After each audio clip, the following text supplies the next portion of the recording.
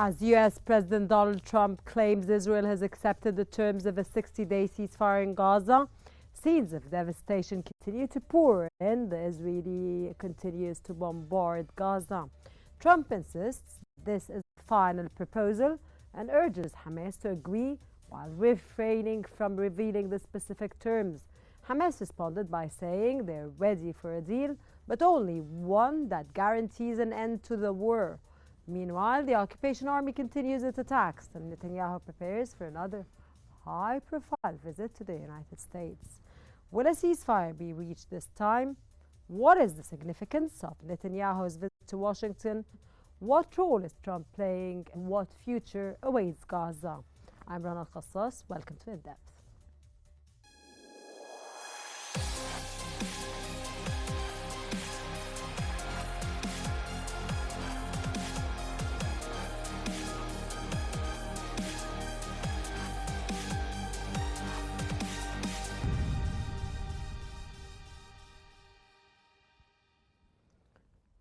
As the United States President prepares to host Israeli Prime Minister Benjamin Netanyahu at the White House on Monday, Trump announced that Israel has agreed to an updated proposal for a 60-day ceasefire in Gaza, which would secure the release of some detainees.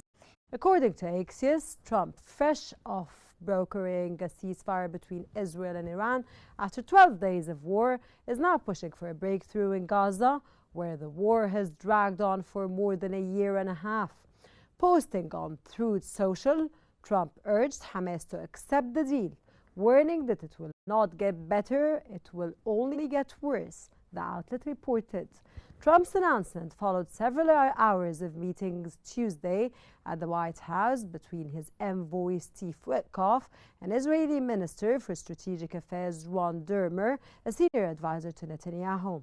However, Axios noted that it remains unclear whether the latest proposal addresses the core sticking points in the talks, as the draft agreement envisions Israel and Hamas using the 60-day ceasefire to negotiate both a permanent end to the war and a roadmap for post-war governance in Gaza.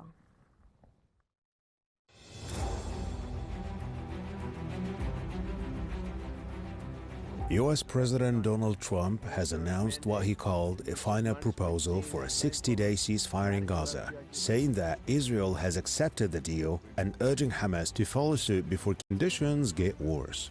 Trump made this statement on his platform Truth Social, adding that mediators from Egypt and Qatar will deliver the proposal to Hamas. Hamas said it was open to a ceasefire agreement with Israel, but stopped short of accepting the proposal announced by Trump hours earlier, insisting on its long-standing position that any deal must bring an end to the war in Gaza. Despite the new hope for a ceasefire, the situation on the ground remains dire. The occupation army has continued its campaign, with over 100 Palestinians killed in just the past week. Aid delivery remains in chaos. More than 170 humanitarian groups have denounced the controversial Gaza Humanitarian Foundation, which they say enables the United States and Israeli control over food distribution. Deaths at GHF aid sites have surpassed 500.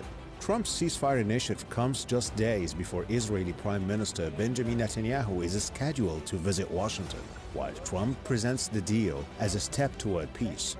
Many warn that without halting the occupation army's aggression and allowing neutral aid access, the ceasefire risks becoming another broken promise.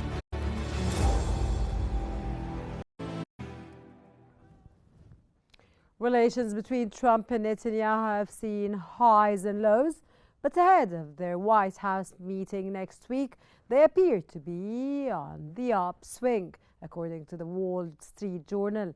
As reported by the newspaper, Trump has praised Netanyahu for leading a 12-day assault on Iran, backed by the United States airstrikes on underground nuclear sites. Now the White House is renewing pressure for a Gaza ceasefire, with Trump vowing to be very firm with Netanyahu on ending the war during his visit.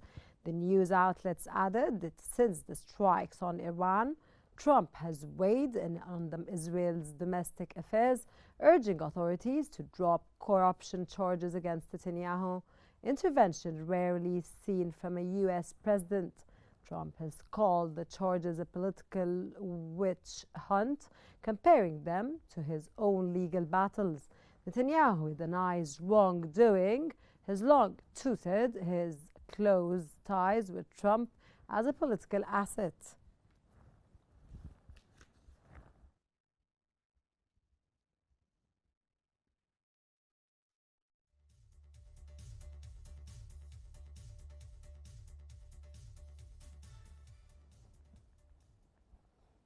And for more analysis, we're joined from Washington by Ginger Champion, lawyer and political analyst, and from Cairo by Hani El Gamal, a researcher in regional and international affairs.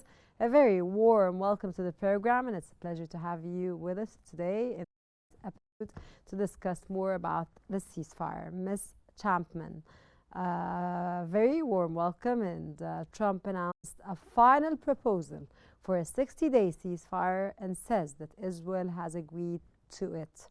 However, there is no statement from Israel confirming this.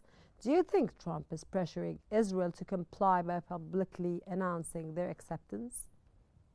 Yes. Well, Rana, thank you for having us today. Greetings to your viewers and your other guest. And one of the things we have seen is Trump's behavior has changed very dramatically between his campaign and ever since the most recent events in Gaza and Iran. It appears that Trump now is adopting more of the Israeli intelligence positions rather than heeding our own Director of National Intelligence. And the American people are worried that rather than Trump dictating terms to Netanyahu, that Netanyahu is engaging in manipulation and has won Trump and Trump's cabinet over to the Israeli point of view. This was not very difficult. We were alarmed at the number of Zionists in Trump's cabinet, for example, Mike Huckabee. However, we did feel that there was an opportunity for Trump to have a balanced peace settlement. Now what we are seeing is with Trump's announcement, he is very short on details.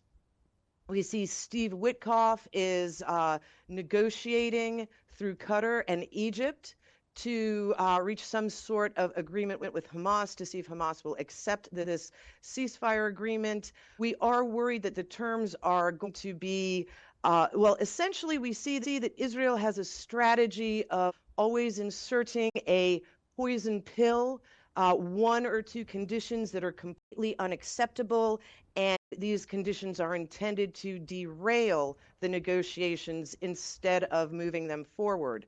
And we see that Israel is still insisting on Hamas to disarm and to place themselves in exile. We know that this is not a reasonable condition, and for its part, Hamas wants the IDF to leave Gaza. And so it's very unclear how Trump is going to be able to thread the needle between these two seemingly irreconcilable positions. We also see other developments in the Middle East. For example, the cessation of the 12-day war between Israel against Iran. We are hoping that now Trump can refocus his attention on Gaza because of the ongoing slaughter of Palestinians when they are attempting to get food from the alleged humanitarian feeding stations.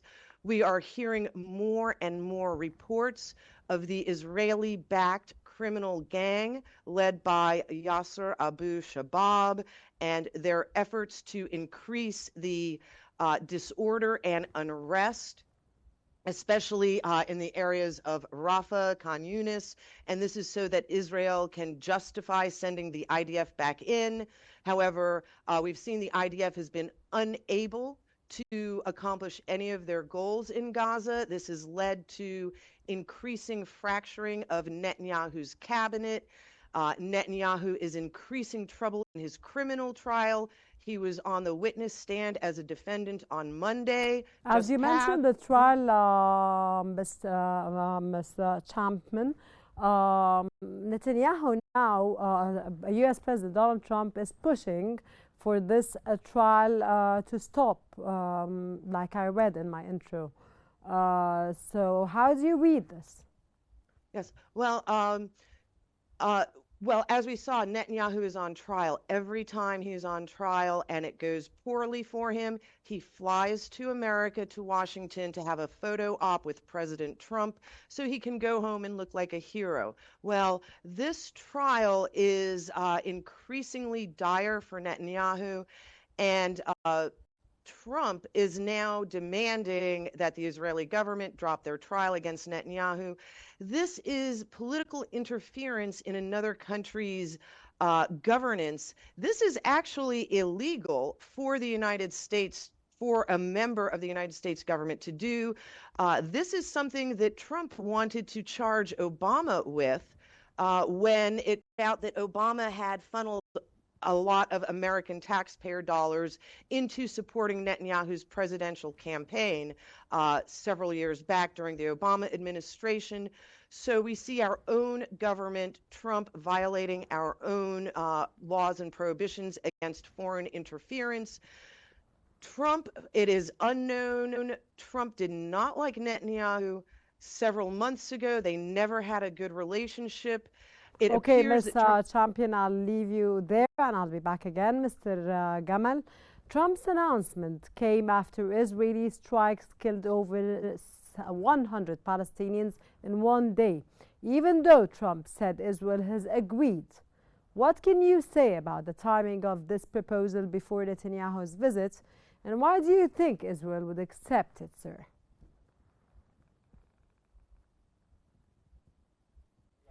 Greetings to you, Ms. Rana, and to the honorable guest and to the viewers. So I think that's the third visit to be paid by Netanyahu through the second term of Trump's administration.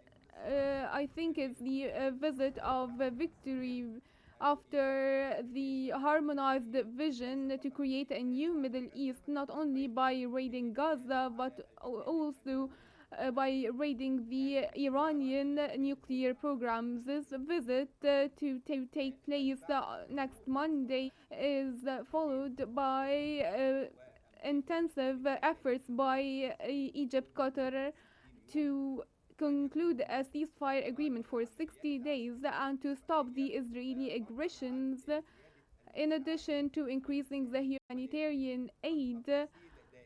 But the details are always full of red lines, because this treaty or this agreement does not include a use guarantee that Israel would not go back to the military operations once again. Not just that, but also to disarm Hamas completely and to send the leaders outside of the strip. This reminds us of what happened in 1988 when the US administration, in cooperation with other states, took the PLO out of Beirut and Tunis and other states.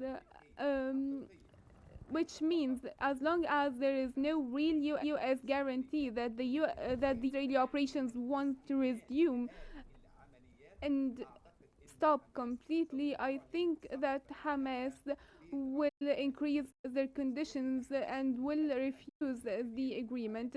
Hamas is certainly open for any humanitarian truce, for humanitarian aid access, but also we see some of the Palestinian factions that were supported by Israel to be alternative for Hamas in the Gaza Strip. This truce, if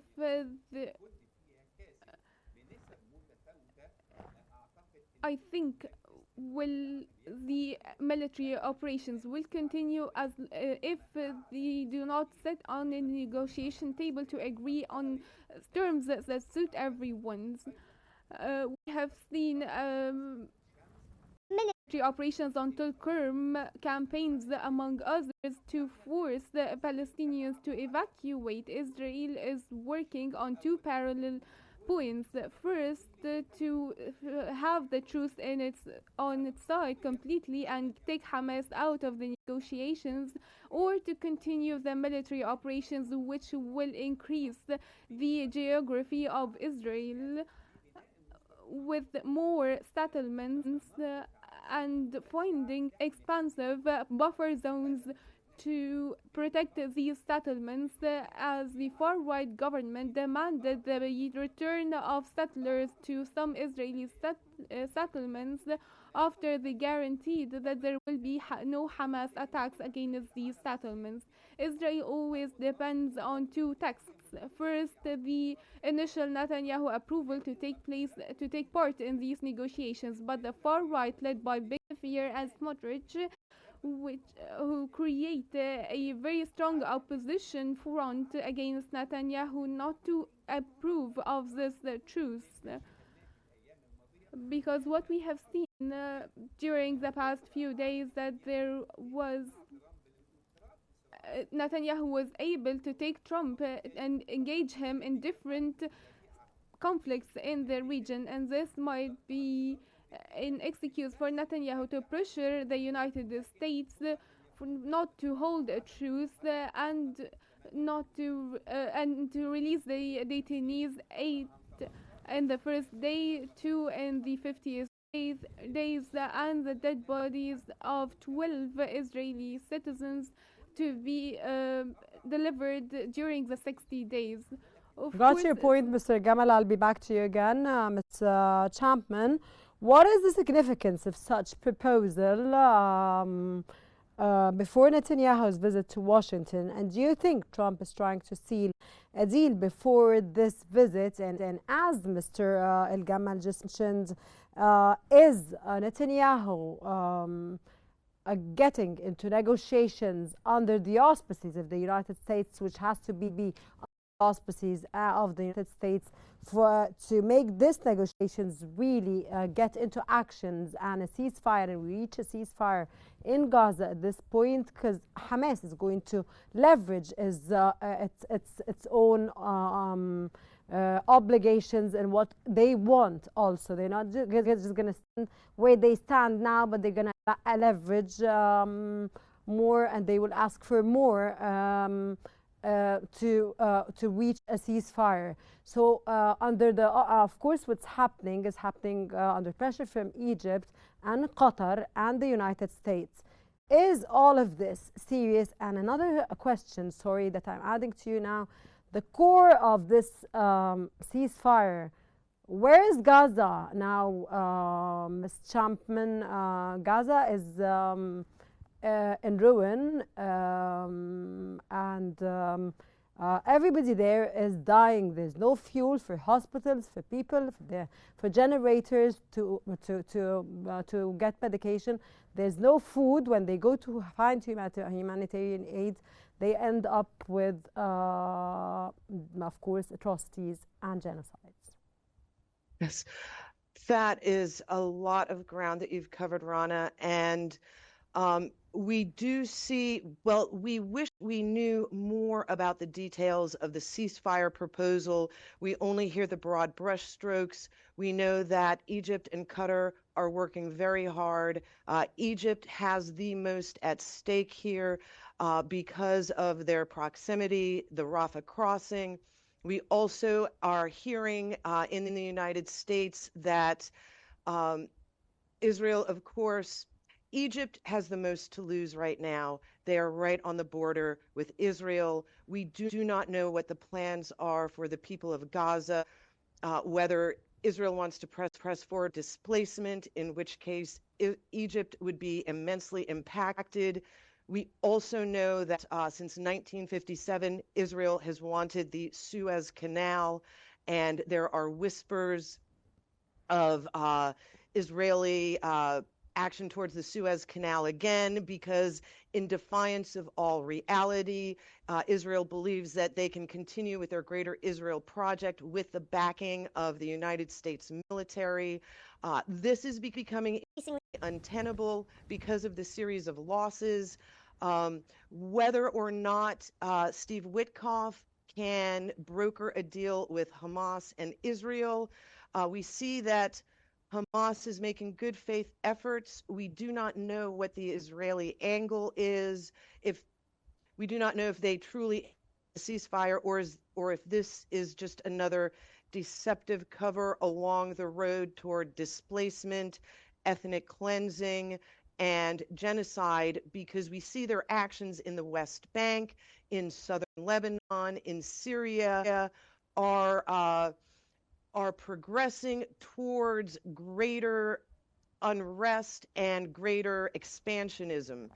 So in Iran as well, Ms. Champion, we don't know yet what's going to go.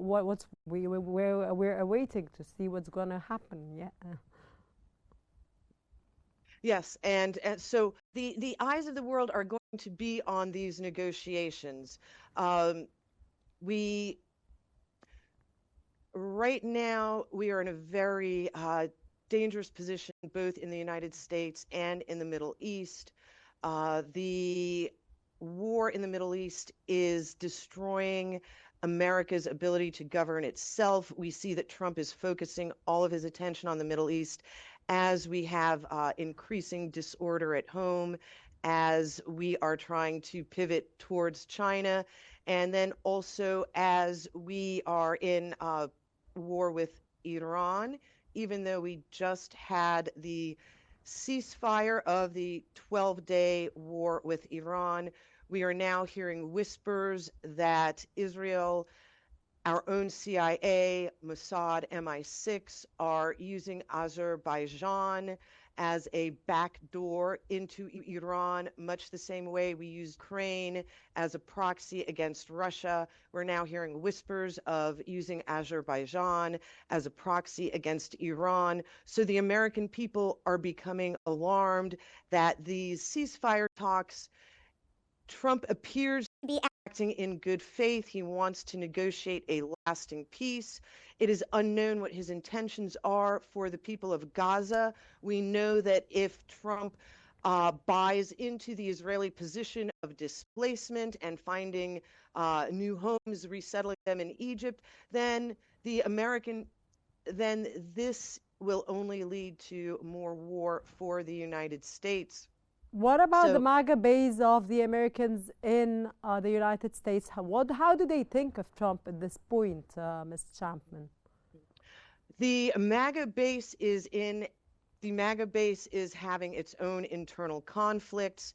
This is expressed not just in the Trump's budget bill, but we do see the America Firsters are coalescing and we're finding a clearer voice. Several weeks ago, there was a lot of disarray and confusion because of Netanyahu and Israel's because of the way the war was going. Okay, Ms. Champman, I'll be back to you again. I need the answer of this question, but I have to go to Mr. Gamal. Hamas has said it was open to a ceasefire agreement with Israel, but didn't directly accept Trump's proposal, saying any deal must bring an end to the war.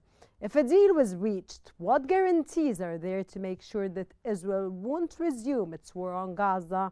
And not only on Gaza, of course, we're specifically discussing Gaza in this program, and it's the core of our issue, but won't resume war on any country that it decides to be the aggressor whenever it decides. It's Israel.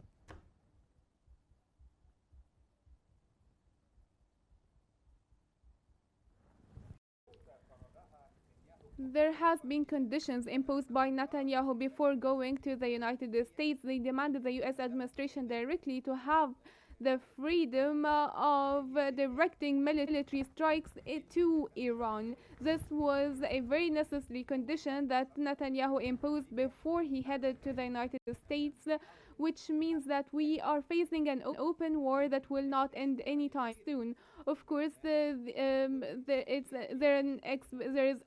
are expedited steps towards a truce for humanitarian reasons, because of the scenes we see out of Gaza strips and the rising death toll and the injured, in addition to the GHF carrying out the humanitarian aid distribution and sidelining UNRWA, which is a major problem for the international community, which means Israel will leverage this to weaken Hezbollah. What's your point, sir? Sir, Ms. Champion, because I have to wrap up this episode now. Trump said it will not get better, it will only get worse.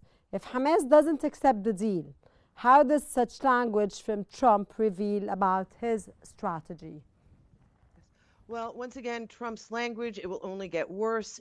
His belligerent statements, we no longer know whether he means these statements. We do know they are intended to create pressure, to increase the leverage of uncertainty. However, his statements are now acting against him. His America First base is becoming divided. Some of the members are coalescing around voices such as Rand Paul, Thomas Massie, Marjorie Taylor Greene.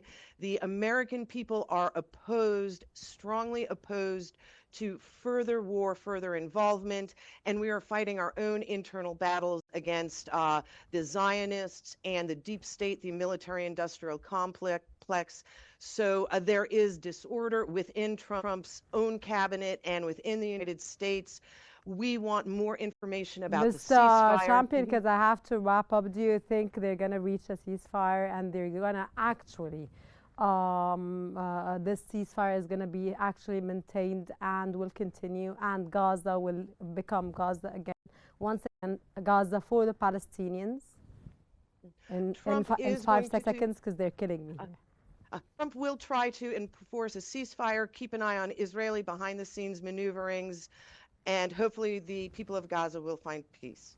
That was Ginger Chapman, lawyer and political analyst. Always a pleasure to have you with us in our episodes. And Hani Gamal, researcher in regional and international affairs. Can't thank you enough for your informative, valuable knowledge and insights, and of course your time. Thank you very much for being with us and adding value to our episode today.